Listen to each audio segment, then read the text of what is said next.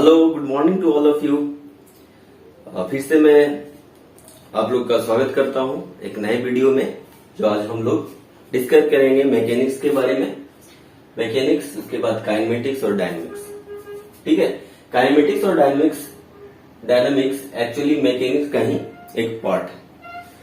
तो मैकेनिक्स क्या है, इसको समझते हैं। What is mechanics? तो बच्चों, मैं सत्येंद्र कुमार आप लोगों का स्वागत करता हूं हमारे ब्यूटीफुल चैनल एजुकेशन इंजन पे। तो चलिए शुरू करते हैं आज का वीडियो, जिसे जो है कि मैकेनिक्स के ऊपर है। ठीक है, तो बात यह है कि व्हाट इज मैकेनिक्स। मैकेनिक्स है क्या? तो एक्चुअली मैकेनिक्स में हम लोग मोशन के बारे में स्टडी करते हैं। तो मैकेनिक्स क्या है? मैकेनिक्स है फिजिक्स का वह ब्रांच जिसमें हम लोग मोशन के बारे में डिस्कस करते हैं। तो मैकेनिक्स क्या है? It is the branch of physics in which we deal about motion। ठीक, तो जहां हम लोग मोशन के बारे में डील करते हैं, मोशन के बारे में चर्चा करते हैं, उस पार्ट को, फिजिक्स के उस पार्ट को हम लोग मैकेनिक्स बोलते हैं। हिंदी में इसको यांत्रिकी बोला जाता है, यांत्रिकी।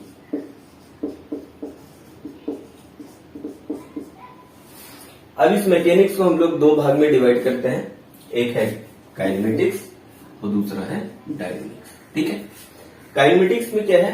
तो काइनेमेटिक्स मैकेनिक्स का वह भाग है, काइनेमेटिक्स मैकेनिक्स का वह भाग है जिसमें हम लोग मोशन के बारे में स्टडी करते हैं without knowing the cause of motion. बिना ये जाने कि मोशन क्यों हो रहा है, बस हम मोशन के बारे में अध्ययन करते हैं। रेट ऑफ मोशन के बारे में, मोशन किस तरह से बदल रहा है, ये जानने की कोशिश नहीं करते हैं कि मोशन हो क्यों रहा है। तो इसमें हम लोग displacement, distance, speed, velocity, acceleration के बारे में चर्चा करेंगे, पढ़ेंगे। वही डायनेमिक्स क्या है? Dynamics is the branch of mechanics in which we deal about motion. Motion के बारे में चर्चा करेंगे, लेकिन काउज ऑफ मोशन के बारे में भी अध्ययन करेंगे। ठीक है, काउज ऑफ मोशन के बारे में हम लोग इसमें अध्ययन करेंगे। काउज ऑफ मोशन, हो क्यों रहा है मोशन, मोशन की वजह क्या है। तो मोशन की वजह हो सकता है कि उस पर कोई फोर्स लग रहा है, अगर ट्रांसलेशनल मोशन हो, रेक्टिलिनियर मोशन हो, और अगर रोटेशनल मोशन होगा तो वहां पर फोर्स लगेगा, लेकिन फोर्स के उस इफेक्ट को हम बोलेंगे टॉर्क। फोर्स क्या करेगा? वहां पर टर्निंग इफेक्ट लेके आएगा। तो हम टॉर्क या फोर्स के बारे में अध्ययन करेंगे। यानी डायनेमिक्स में हम लोग काउज ऑफ मोशन के बारे में अध्ययन करेंगे, मतलब फोर्स या टॉर्क के बारे में अध्ययन करेंगे। वही काइनेमेटिक्स में हम लोग सिर्फ और सिर्फ रेट ऑफ मोशन के बारे में अध्ययन करेंगे कि मोशन हो रहा है, किस रेट से हो रहा है, किस रेट से मोशन बदल रहा है उसका, है ना। तो हम उसको काइनेमेटिक्स में अध्ययन करेंगे। ठीक है, अब कहीं ना कहीं हम मोशन के बारे में पढ़ने वाले हैं, तो मोशन को डिफाइन करना भी बहुत ज्यादा इंपॉर्टेंट है। तो बात करते हैं सबसे पहले मोशन क्या है, व्हाट इज मोशन। अगर मोशन को डिफाइन करना पड़े कि व्हाट इज मोशन क्या है, तो कैसे डिफाइन करेंगे? ठीक है,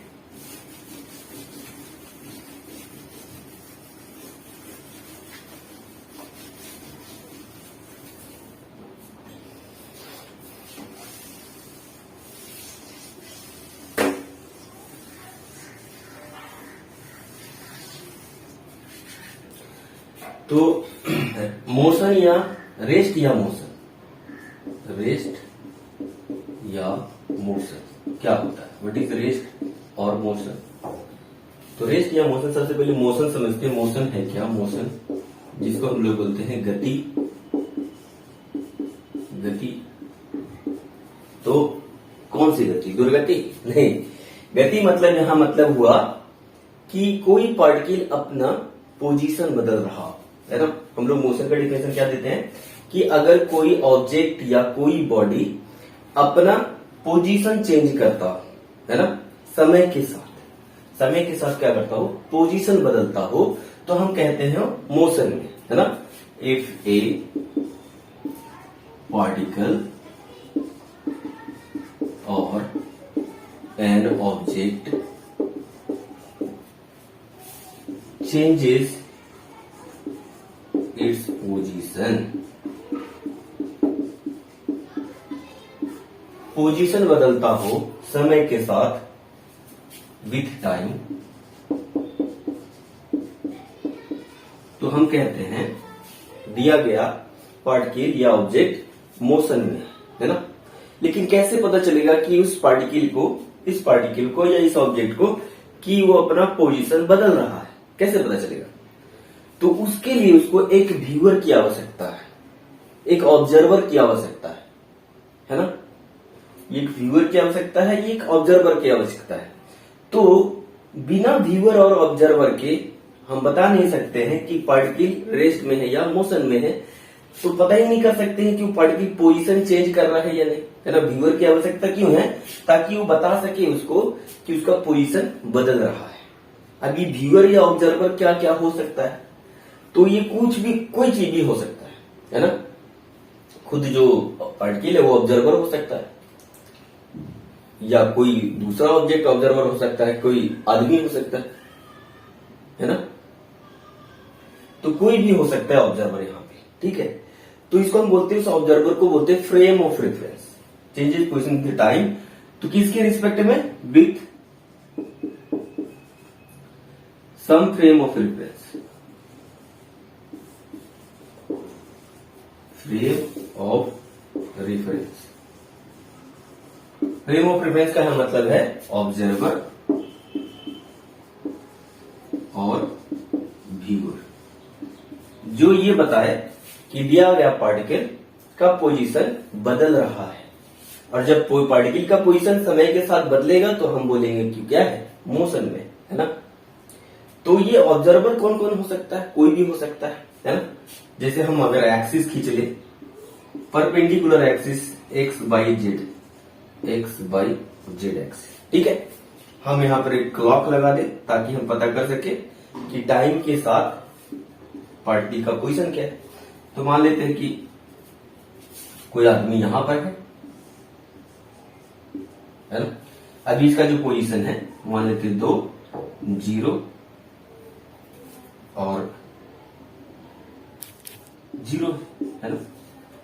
यानी इसका वाई कोऑर्डिनेट और जेड कोऑर्डिनेट क्या है? फिक्स है, सिर्फ एक्स कोऑर्डिनेट। अब मान लेते हैं कुछ समय के बाद ये आदमी यहां पहुंच गया,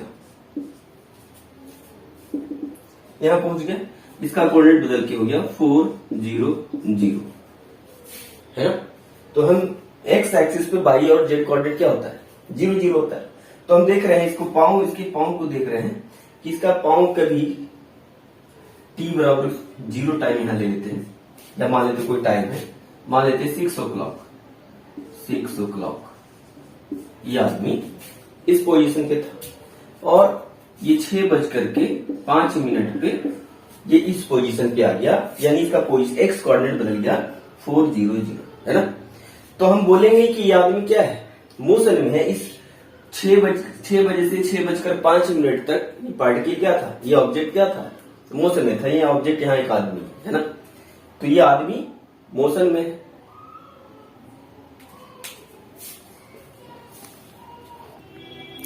तो हम क्या बोलेंगे कि ये आदमी क्या है? मोशन में है 6 बजे से 6:05 में। अगर आगे 6:05 के बाद इसका कोई पोजीशन नहीं बदलता है तो बोलेंगे आगे 6:05 के बाद ये क्या था? रेस्ट में था। तो जरूरी नहीं कि इसका एक्स कोऑर्डिनेट ही बदले, ये वाई कोऑर्डिनेट बदल सकता है, सिर्फ जेड कोऑर्डिनेट बदल सकता है। तो अगर ऑब्जेक्ट का कोई एक भी कोऑर्डिनेट चेंज होता है, यहां मैंने लिखा है कि एक्स कोऑर्डिनेट चेंज हो रहा है, अगर वाई कोऑर्डिनेट चेंज हो या जेड कोऑर्डिनेट चेंज हो सकता है कोई 2 कोऑर्डिनेट चेंज होता या हो सकता है तीनों कोऑर्डिनेट चेंज हो सकता है। तो उसके अनुसार मोशन को हम लोग डिवाइड करते हैं। अगर कोई एक कोऑर्डिनेट चेंज हो रहा है तो हम बोलते हैं 1 डायमेंशन मोशन, है ना। 1 डायमेंशन मोशन।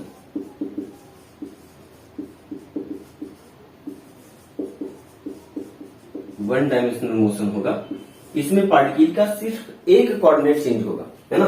तो हम बोलेंगे इसको रेक्टिलिनियर मोशन हो रहा है। कैसा हो रहा है? रेक्टिलिनियर मोशन या मोशन इन स्ट्रेट लाइन। कोई आदमी या कोई ऑब्जेक्ट एक लाइन पर मोशन करता हूं, एक स्ट्रेट लाइन पर चलता हूं, तो उसका मोशन क्या होगा? स्ट्रेट लाइन मोशन होगा। उसमें पार्टिकल का सिर्फ एक ही कोऑर्डिनेट चेंज होगा, इसलिए हम उसको वन डायमेंशनल मोशन बोलते हैं, है ना। दूसरा हो सकता है two dimensional motion, two dimensional motion. इसमें क्या होगा? पार्टिकल का कोई दो कोऑर्डिनेट चेंज होता होगा, या तो एक्स वाई चेंज होता होगा, या तो वाई जेड चेंज होता होगा, या जेड एक्स चेंज होता होगा। तो तीनों कोऑर्डिनेट में कोई दो कोऑर्डिनेट चेंज हो, है ना, तीनों कोऑर्डिनेट में कोई दो कोऑर्डिनेट चेंज हो, तो हम बोलेंगे टू डायमेंशनल मोशन हो रहा है ना। If particle changes any two coordinate with respect to X Y Z axis, तो हम बोलेंगे वो पार्टिकल क्या है? टू डायमेंशनल मोशन है। जैसे अगर कोई पार्टिकल प्लेन में, इसको प्लेनर मोशन भी बोलते हैं, टू डायमेंशनल मोशन को प्लानर मोशन भी बोलते हैं, प्लेनर मोशन। मान लो कि एक्स वाई प्लेन में कोई सर्कल में घूमने शुरू कर दे, एक सर्कल में घूमना शुरू कर दे, है ना। तो अगर सर्कल में घूमना शुरू कर देगा तो इसका हर समय क्या होगा? एक्स वाई कोऑर्डिनेट बदलना शुरू हो जाएगा।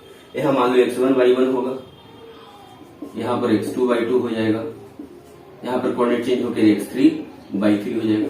इस तरह से हमेशा समय के साथ क्या होगा? उसका x y कोऑर्डिनेट चेंज होता रहेगा x और y एक्सिस के रिस्पेक्ट में, लेकिन इसका z एक्सिस क्या होगा? z कोऑर्डिनेट हमेशा फिक्स रहेगा, है ना। या एक दूसरा एग्जांपल भी हो सकता है कि क्या हो? Projectile motion. प्रोजेक्टाइल मोशन में क्या होता है कि पार्टिकल को एक हॉरिजॉन्टल के साथ कुछ एंगल के साथ इसको फेंका जाता है, तो क्या करता है? इस तरह से एक पैराबोलिक पाथ पर चलता है। तो ये कोई मानो कि ये हमारा एक्स जेड प्लेन हो गया, है ना। तो एक्स जेड प्लेन में एक्स और जेड कोऑर्डिनेट हमेशा क्या होगा? इसका बदलता रहेगा। देखो, कभी यहां पर रहेगा, कभी यहां पर रहेगा, कभी यहां पर रहेगा, फिर कभी यहां पर रहेगा, फिर कभी यहां पर रहेगा, है ना। इस तरह से हमेशा उसका एक्स जेड जब तक मोशन में रहेगा तब तक उसका एक्स जेड कोऑर्डिनेट क्या रहेगा? बदलता रहेगा। अब थ्री डायमेंशनल मोशन में क्या होगा? तीसरा टाइप का मोशन है थ्री डायमेंशनल मोशन।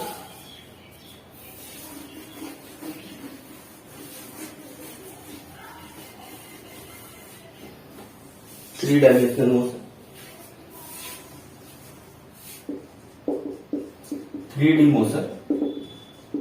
इसमें पार्टिकल का क्या होगा? तीनों कोऑर्डिनेट चेंज हो जाएगा, एक्स वाई जेड एक्सिस के रिस्पेक्ट में तीनों कोऑर्डिनेट चेंज हो जाएगा। जैसे मान लो एक डब्बा है, एक डब्बों में हमने गैस को बंद कर रखा है, एक डब्बे में गैस को बंद कर रखा है, तो गैस क्या करेगा?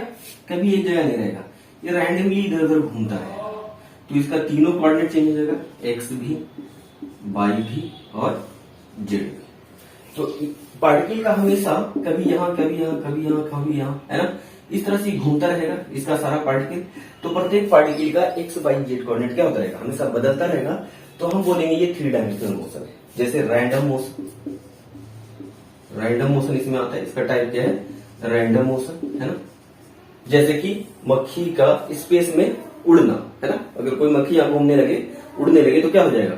उसका हमेशा एक्स वाई जेड कोऑर्डिनेट बदलता रहेगा, इसलिए इसका मोशन होगा थ्री डायमेंशनल मोशन, है ना, जिसको हम बोलेंगे रैंडम मोशन। ठीक है, हो गया मोशन। ठीक है, अब एक बात ये भी है कि बिना ऑब्जर्वर के ना ही रेस्ट ना ही मोशन डिफाइन हो सकता है। और एक चीज ये भी बात है कि यूनिवर्स का कोई भी ऐसा ऑब्जेक्ट नहीं है जो हम बोल सकते हैं कि वो एब्सोल्यूट मोशन में होगा या एब्सोल्यूट रेस्ट में। तो ये क्या मतलब हुआ? थोड़ा समझते हैं इसको एग्जांपल से।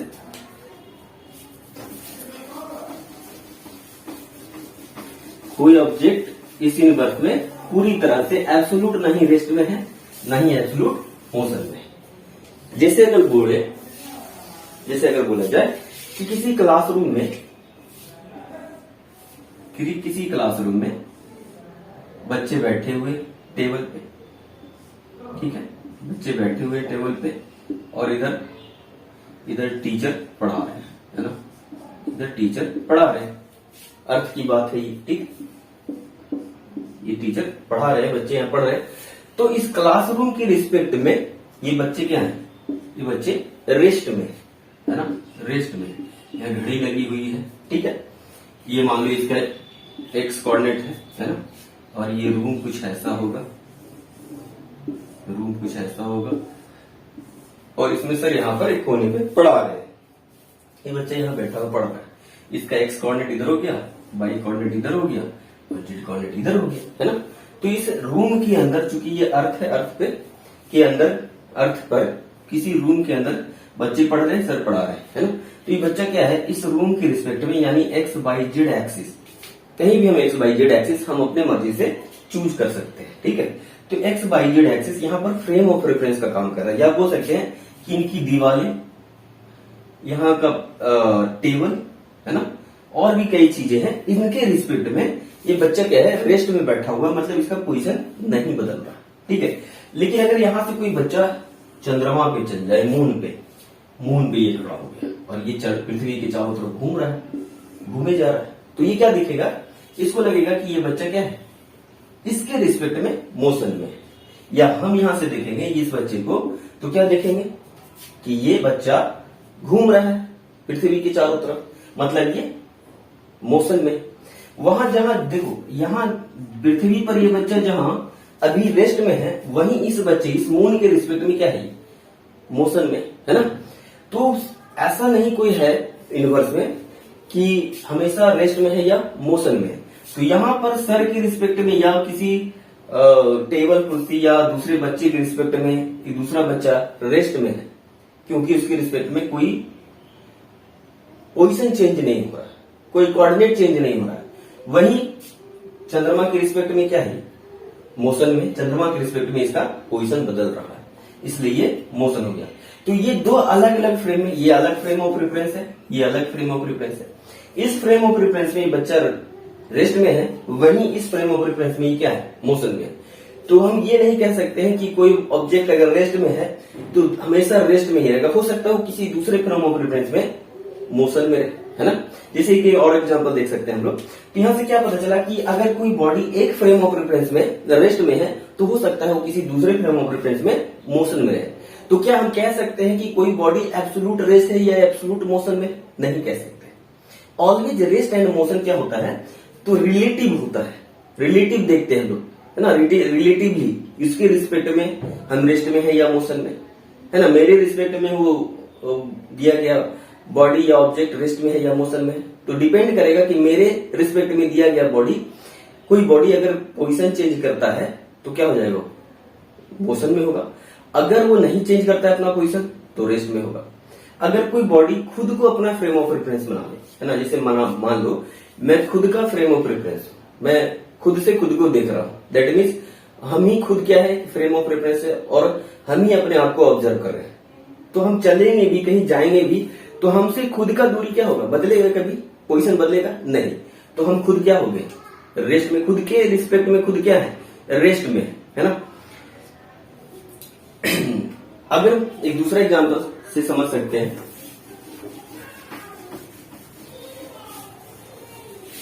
कि मान लेते हैं कि एक बस है,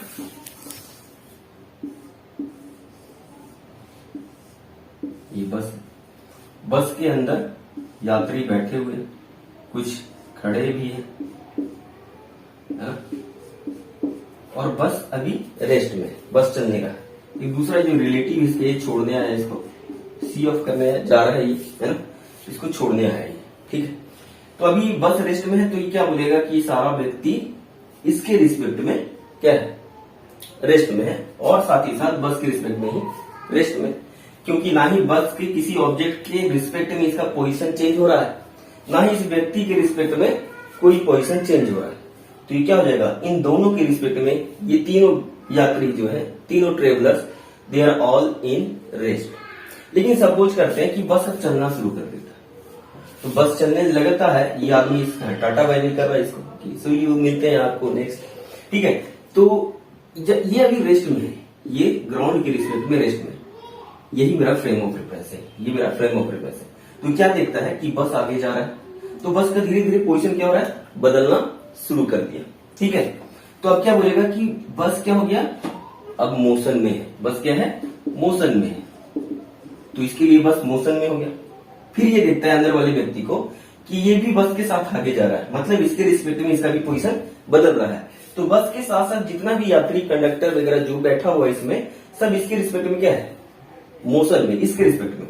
देखिए अगर ये अंदर चला जाए तो क्या देखेगा, ये अंदर जाएगा तो क्या देखेगा कि इसके रिस्पेक्ट में बस तो जा रहा है, लेकिन इसके रिस्पेक्ट में कोई भी व्यक्ति या कोई भी ऑब्जेक्ट इसके अंदर पोजीशन चेंज नहीं है, सब बैठा हुआ एक जगह पे।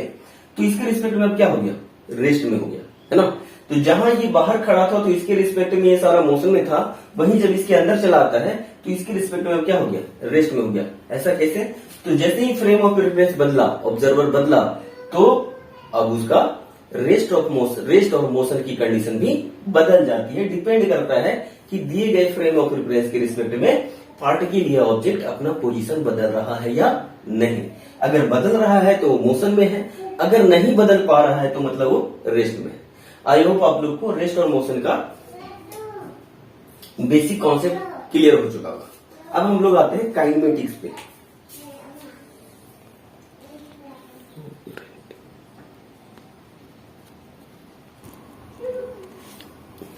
तो हम लोग काइनेमेटिक्स की बात करेंगे।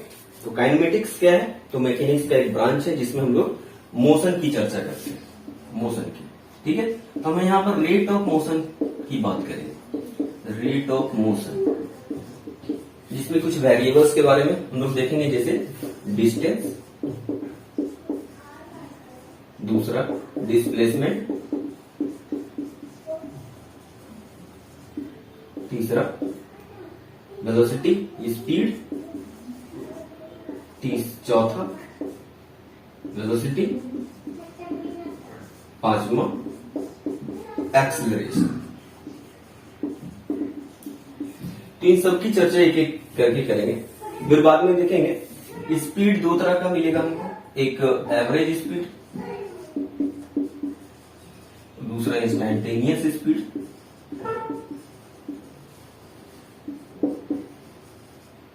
उसी तरह से वेलोसिटी भी दो तरह का, average velocity, instantaneous velocity, instantaneous velocity. Acceleration भी दो तरह का, एवरेज एक्सेलरेशन और दूसरा इंस्टैंटेनियस एक्सेलरेशन।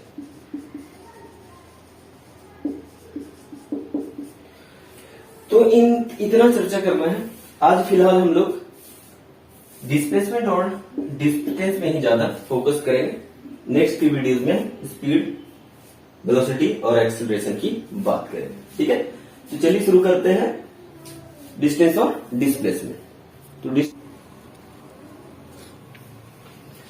तो आइए बच्चों हम लोग समझते हैं डिस्टेंस और डिस्प्लेसमेंट के बारे में। मान लेते हैं कि एक फ्रेम ऑफ रेफरेंस है, जिसको हम एक्स वाई जेड एक्सिस को हम फ्रेम ऑफ रेफरेंस अपना मान रखें, ठीक है। मान लेते इस फ्रेम ऑफ रेफरेंस में कोई पार्टी पॉइंट ए पे है और ये पी पॉइंट तक पहुंचता है अलग अलग रास्तों से। तो मान लेते नंबर 1 पास से यहां तक गया, ये नंबर 2 पास से गया, है ना, और ये नंबर 3 पास से गया। अब इसमें देखो, तो यहां पे डिस्टेंस क्या है, डिस्टेंस किसको बोलेंगे और डिस्प्लेसमेंट किसको बोलेंगे।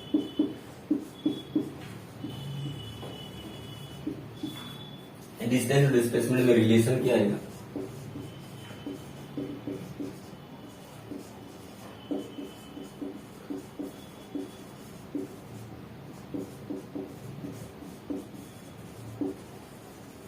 Relation between distance and displacement. तो पहले डिस्टेंस और डिस्प्लेसमेंट को डिफाइन करते हैं। तो मान लेते हैं कि कोई मेरा frame of reference x by Z axis है, उसमें कोई पार्टिकल पॉइंट ए पर है और पॉइंट ए से ये बी पॉइंट तक जाता है अलग अलग रास्तों से, अलग अलग पाथ से। एक ए पाथ से 1 पाथ से जाता है, एक 3 पाथ से जाता है, एक 2 पाथ से जाता है। तो जिस भी पाथ को पकड़कर इसने पॉइंट ए से पॉइंट बी तक गया है, पहुंचा है ये, है ना, उस पाथ की जो लंबाई होगी, वो पाथ की लंबाई क्या कहलाती है, डिस्टेंस कहलाती है। मतलब डिस्टेंस है क्या, it is path length. It is path length taken by an object, it is path length taken by an object to reach from one या from initial position to final position, तो यहां पर point A मेरा initial position है, point B मेरा final position है। तो point A से पॉइंट बी तक पहुंचने में इसने जिस जिस भी पाथ का इस्तेमाल किया है उस पाथ को हम क्या बोलते हैं, उस पाथ के लेंथ को गौर करना है। पाथ की लेंथ, उस पाथ की लेंथ की लंबाई को क्या कहते हैं हम लोग, डिस्टेंस कहते हैं, है ना। तो 1 2 3 3 पाथ है यहाँ पे, तीनों पाथ की लंबाई यहाँ पर लगभग अलग अलग है। तो तीनों पाथ की लंबाई अलग होने के कारण हम बोल सकते हैं कि तीनों का डिस्टेंस अलग अलग होगा। अगर मान लेते हैं पाथ 1 और पाथ 2 में पाथ 1 की लंबाई पाथ 2 से ज्यादा है, तो हम बोलेंगे distance in path 1 is greater than distance in path 2, ठीक है। और ये डिस्टेंस किससे बड़ा है, तो पाथ 3 से, डिस्टेंस पाथ 3 से बड़ा है।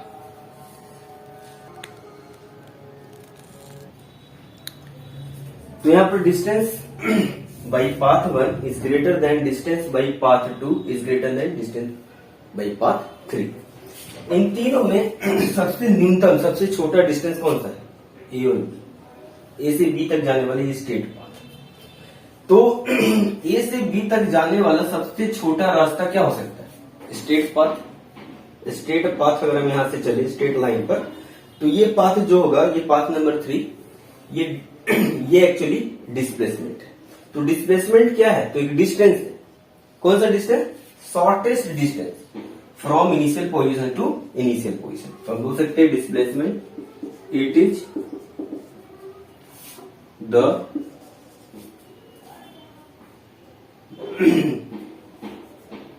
मिनिमम डिस्टेंस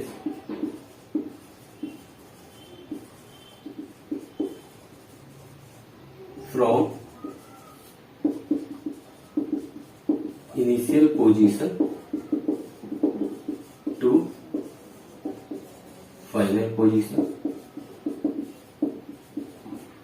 तो डिस्टेंस और डिस्प्लेसमेंट में क्या फर्क है, तो डिस्टेंस एक्चुअल पाथ लेंथ की लंबाई, वही डिस्प्लेसमेंट उन दोनों पॉइंट के एक पॉइंट से दूसरी पॉइंट तक जाने का सबसे न्यूनतम दूरी है, सबसे शॉर्टेस्ट पाथ है। मिनिमम डिस्टेंस या शॉर्टेस्ट पाथ, इसको हम बोल सकते हैं shortest path from initial position to final position. तो यहाँ जो ए बी है वो क्या है, डिस्प्लेसमेंट है ना। ए बी की जो लंबाई है वो क्या है, डिस्प्लेसमेंट है। तो अगर कोई ए बी की तरफ चले तो उसका डिस्टेंस और डिस्प्लेसमेंट क्या होगा, सेम होगा। अदरवाइज देखा जाए डिस्प्लेसमेंट हमेशा डिस्टेंस से क्या होगा, छोटा होगा। तो यहां रिलेशन क्या आएगा निकल करके, mod of displacement less than equal to, या तो बराबर होगा या छोटा होगा किससे, डिस्टेंस से, है ना। तो displacement always less than equal to distance, यहां मॉड लगा रखे हैं, इसका मतलब समझाते हैं। डिस्प्लेसमेंट एक वेक्टर क्वांटिटी है, it is a vector quantity. वही डिस्टेंस क्या है, स्केलर क्वांटिटी है।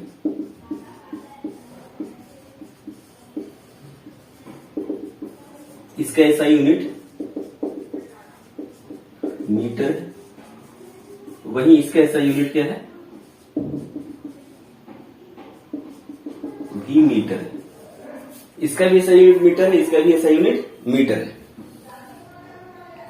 दोनों का ऐसा यूनिट मीटर है, लेकिन ये स्केलर क्वांटिटी है और ये क्या है, वेक्टर क्वांटिटी है। स्केलर क्वांटिटी किसको कहते हैं, वैसा क्वांटिटी जिसमें मैग्नीट्यूड हो, सिर्फ परिमाण हो, मैग्नीट्यूड हो, डायरेक्शन नहीं हो। तो इसमें डायरेक्शन नहीं है, जबकि इसमें डायरेक्शन है। मैग्नीट्यूड दोनों में है। यहां से यहां गया, कितना दूरी तय किएगा, तो दोनों में दूरी तय कर रहे हैं, ठीक है। एक में दूरी का कोई डायरेक्शन नहीं है, एक में दूरी का एक डायरेक्शन है, फिक्स्ड डायरेक्शन है। कहां से कहां, तो इनिशियल पोजीशन से फाइनल पोजीशन। हमको इधर नहीं जाना है, स्ट्रेट लाइन पर पॉइंट ए से पॉइंट बी तक एक स्ट्रेट पाथ में चलना है, तो डायरेक्शन हमेशा किधर होगा, ए से बी की तरफ। तो डिस्प्लेसमेंट एक वेक्टर क्वांटिटी है, वही डिस्टेंस एक स्केलर क्वांटिटी है, ठीक है। दोनों का ऐसा यूनिट क्या है, मीटर है, ठीक है। रिलेशन क्या आता है, distance is always less than equal to distance. तो डिस्प्लेसमेंट हमेशा डिस्टेंस से छोटा होगा या बराबर होगा। बराबर कब होगा, जब कोई व्यक्ति ए से बी की तरफ ही चले। तो अगर इस केस में अगर कोई ए से बी की तरफ गया है तो डिस्टेंस भी इसका यही है और डिस्प्लेसमेंट भी यही है। लेकिन पाथ 1 से अगर कोई व्यक्ति गया है तो इसका डिस्टेंस ये है और डिस्प्लेसमेंट क्या है, ए से बी हो। अगर कोई व्यक्ति 2 नंबर पाथ से ए से बी तक गया है तो इसका डिस्टेंस ए से बी तक की पाथ की लंबाई नंबर 2 पाथ से चला गया, पाथ का पाथ लेंथ है, लेकिन नंबर 2 का भी डिस्प्लेसमेंट क्या है, ए से बी। यहाँ यानी दोनों के लिए डिस्प्लेसमेंट ए बी है, लेकिन डिस्टेंस क्या है, अलग अलग है। तो इस केस में क्या है, डिस्प्लेसमेंट छोटा है डिस्टेंस तो बड़ा ही यहाँ पर। तो डिस्प्लेसमेंट क्या होगा, या तो डिस्प्लेसमेंट डिस्टेंस से छोटा होगा या बराबर होगा। बराबर एक ही केस में हो सकता है कि जब डिस्टेंस और डिस्प्लेसमेंट क्या हो जाए, दोनों बराबर, है ना। तो ये डिस्टेंस और डिस्प्लेसमेंट के बीच का फर्क हुआ। अच्छा, इस पर कुछ न्यूमेरिकल कर लेते हैं हम लोग।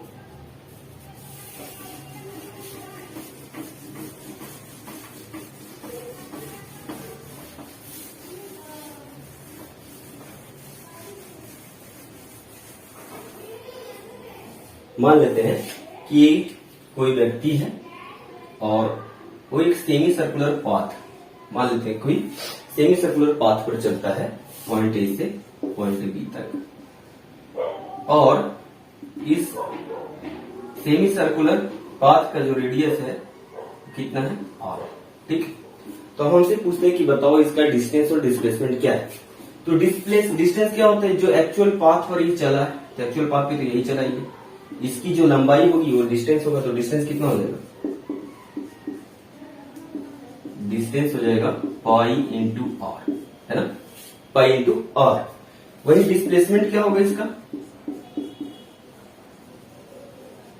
डिस्प्लेसमेंट यहां से यहां की दूरी, न्यूनतम पाथ, न्यूनतम डिस्टेंस, शॉर्टेस्ट पाथ लेंथ ए से बी क्या होगा। तो ये वाला लाइन, ये लाइन है क्या, तो इस सर्कल का, सेमी सर्कल का डायमीटर है, और डायमीटर क्या होता है, 2 टाइम्स ऑफ रेडियस के बराबर होता है ना। ये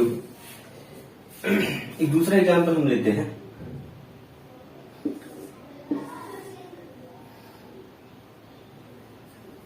कि मान लेते हैं कोई एक क्वार्टर चलता है ना, इसका रेडियस आर, ए से बी तक जाता है। अब बताना है डिस्टेंस और डिस्प्लेसमेंट क्या होगा। तो डिस्टेंस तो यही होगा, ए से बी तक जाएगी इस पाथ से, तो इस पाथ की लंबाई, तो पूरा सर्कल 2 पाई आर, एक सर्कल ट्रेवल करेगा तो 2 पाई आर, और एक चौथाई करेगा तो कितना, 2 पाई आर बाई 4। तो डिस्टेंस कितना हो जाएगा, 2 पाई आर पूरा एक सर्कल घूमने में। एक सर्कल को 4 हिस्सा में डिवाइड कर दो, कितना हो जाएगा, पाई आर बाई 2, है ना, पाई आर बाई 2। एक चौथाई सर्कल चलने में कितना डिस्टेंस ट्रेवल करना पड़ेगा, पाई आर बाई 2। एक पूरा सर्कल ट्रेवल करेगा तो 2 पाई आर। डिस्प्लेसमेंट कितना होगा, डिस्प्लेसमेंट क्या होता है, तो इनिशियल पोजीशन और फाइनल पोजीशन को जोड़ देंगे, न्यूनतम यानी कि शॉर्टेस्ट पाथ लेंथ, यानी स्ट्रेट लाइन से जोड़ दें, तो जो AB की लंबाई होगी वही क्या होगा, डिस्प्लेसमेंट होगा। या डिस्प्लेसमेंट क्या होगा, वेक्टर AB, मतलब AB की लंबाई। तो एक वेक्टर AB मतलब ये वाला लेंथ, AB का लेंथ कैसे निकालेंगे, तो देखो ये एक ट्रायंगल बना रहा है, कैसा, राइट एंगल ट्रायंगल। ये हाइपोटेनस हो गया, ये परपेंडिकुलर, ये बेस। तो हाइपोटेनस क्या होता है, तो अंडर रूट पाइथागोरस थ्योरम लगा लो, तो R square plus R square, ये हो जाएगा under root R square plus R square, मतलब 2r स्क्वायर। इसका रूट कितना निकल के आएगा, अंडर रूट 2 इंटू आर, है ना। तो इसका डिस्प्लेसमेंट हो गया और डिस्टेंस हो गया पाई आर बाई 2। नेक्स्ट क्वेश्चन करते हैं।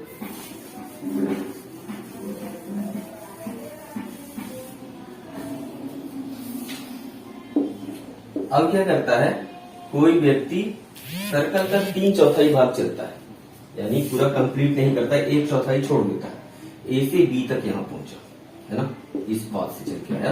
तो डिस्टेंस और डिस्प्लेसमेंट बताना है। तो डिस्टेंस कितना हो जाएगा,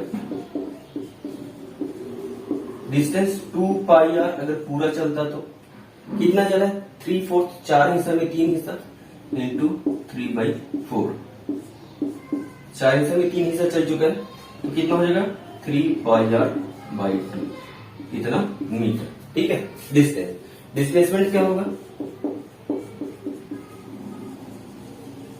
डिस्प्लेसमेंट होगा इनिशियल पोजीशन से फाइनल पोजीशन को जोड़ने वाले स्ट्रेट लाइन की लंबाई, यही होगा। ए से बी की तरफ जाने वाला लंबाई, स्ट्रेट पाथ इसको जोड़ दे, स्ट्रेट लाइन से ए और बी को जोड़ दीजिए, यही होगा न्यूनतम दूरी ए और बी के बीच का। और दो पॉइंट के बीच का जो न्यूनतम दूरी होता है, एक पॉइंट से दूसरे पॉइंट तक का जो न्यूनतम दूरी होता है, उस न्यूनतम दूरी को हम क्या बोलते हैं, डिस्प्लेसमेंट। तो शॉर्टेस्ट पाथ की लंबाई होगी ये, तो क्या होगा ये डिस्टेंस r है, ये भी r है, तो ये कितना हो जाएगा √2r। तो डिस्प्लेसमेंट कितना हो जाएगा 2r।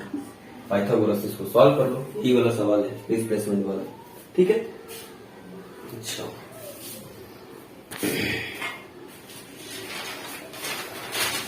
कुछ एग्जांपल मैंने तैयार करके रखा है ताकि जल्दी जल्दी कर सकते हैं इसको।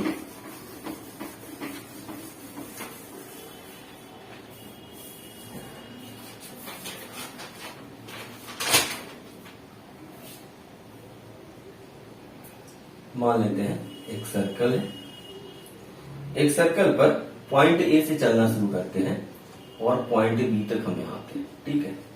सच दैट कि इसके सेंटर पर ये जो एंगल बनता है ये 120 डिग्री, इसका रेडियस r है। तो हमको बोलता है डिस्टेंस और डिस्प्लेसमेंट होगा। तो डिस्टेंस क्या होगा, तो डिस्टेंस ए से बी तक चला गया दूरी, यही वाला है ना, ए से बी तक चला गया दूरी ए बी कितना हो जाएगा, तो देखो 360 डिग्री अगर एंगल हम घूम जाए, पूरा चक्कर लगाए, तो 360 डिग्री एंगल बनाएंगे हम सेंटर पे। तो 360 डिग्री एंगल जब घूमेंगे तो कितना हम चल चुके होंगे इसमें, तो 2πr लेंथ के बराबर चल चुके होंगे। अरे भाई, यहां से जब हम यहाँ घूम के आएंगे तो सेंटर पे कितना एंगल बन जाएगा, 360 डिग्री, है ना। तो 360 डिग्री एंगल बनना मतलब एक चक्कर पूरा हो जाना। अगर 1 डिग्री घूमे तो कितना डिस्टेंस ट्रेवल करेंगे, 2πr/360 डिग्री। और कितना बना रहा है ये एंगल सेंटर पे, 120 डिग्री। तो यहाँ क्या हो जाएगा 120 डिग्री, कितना हो जाएगा 2πr/360 degree into 120 degree, cut गया, कितना आ गया 2πr/3, ये हो गया, ये हो गया डिस्टेंस, ठीक है। अब बात करते हैं डिस्प्लेसमेंट की। डिस्प्लेसमेंट, यहां बात करते हैं डिस्प्लेसमेंट।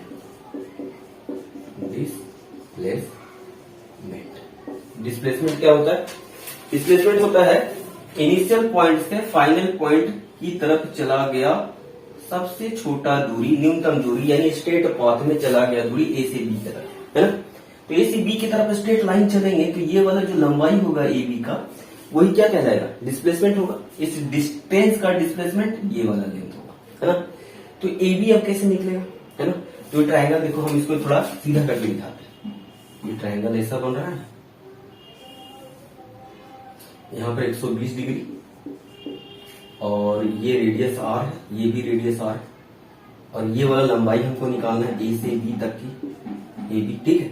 अब ये रेडियस r, ये रेडियस है। ट्रायंगल का दो साइड अगर बराबर हो जाए, थ्योरम पढ़ा है, तो दोनों एंगल आमने सामने वाला क्या होता है, बराबर होता है। तो ये कितना हो जाएगा 60 डिग्री, ये भी कितना हो जाएगा 60 डिग्री।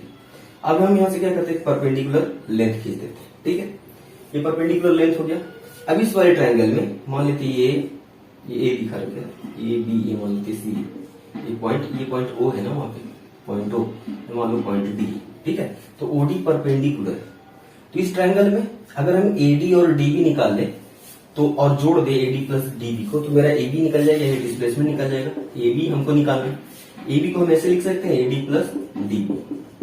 देखो एडी जो है डीबी के बराबर है, क्यों, ये परपेंडिकुलर बाइसेक्टर है, ये 60 होगा, ये भी 60 होगा। तो एडी बराबर यहाँ पर क्या हो जाएगा, डीबी हो जाएगा। किससे, तो हम कन्वर्जेंस कर सकते हैं, कन्वर्जेंस से, ठीक है। तो ये दोनों ट्रायंगल बराबर है। अगर हम एडी निकाल ले और एडी का दूना कर दे तो हमको एबी पता चल जाएगा, क्यों, क्योंकि एडी जो है वो डीबी के बराबर है, ठीक है। तो एडी कैसे निकलेगा, तो इस ट्रायंगल में देखो, इस ट्रायंगल में हमको क्या पता है, आर पता है, ये एंगल पता है, ये नहीं पता है, ठीक है।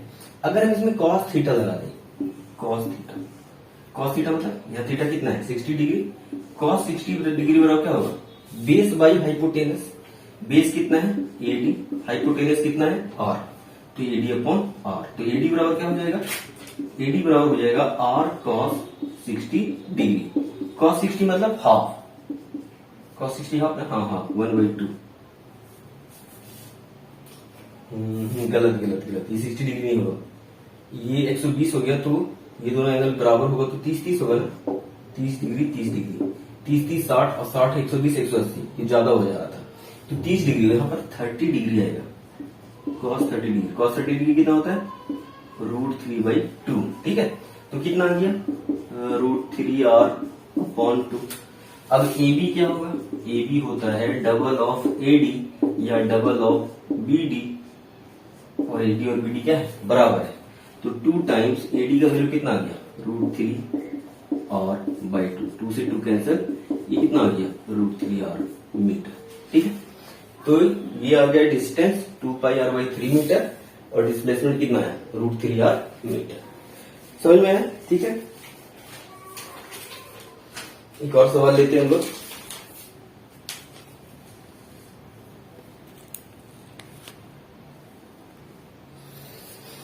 एक और सवाल लेते हैं,